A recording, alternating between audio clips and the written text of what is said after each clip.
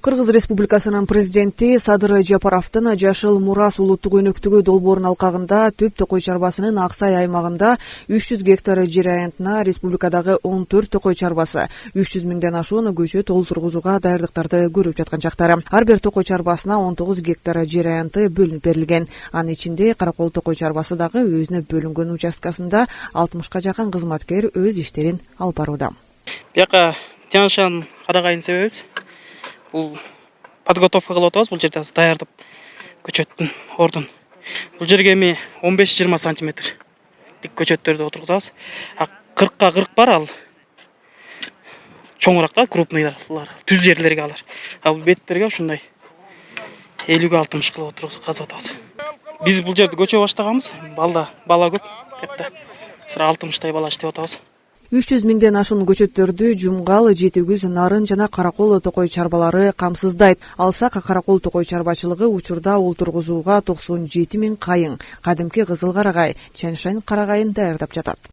Түп лесхозунун Аксай аймагында 300 гектар жерге көчөт отургузуу иштери башталып жатат. Бул жерге Чүй, Ысык көл, Нарын областынын токой чарбаларынан 14 токой чарба келген. Анын ичинде мына биздин малдарда Каракол токой чарбасынын малдары кечеден бери ушу площадка даярдоо жумуштарын жүргүзүп жатат. Ар бир токой чарбага 19 гектардан жер бөлүнүп берилген. Биздики 6 токойчулуктун балдары 50ден ашык бала келип мына кече бүгүн бүтөбүз деп атабыз, Кудай буйрса. 18 майда Жашыл Мурас өнөктүгүнүн алкагында министр өзү келет. Ушул жерде жалпы чоң масштабта субботник болот. Ошол жерде ушул көчөттөрдүн баардыгын отургузабыз, Кудай буйрса.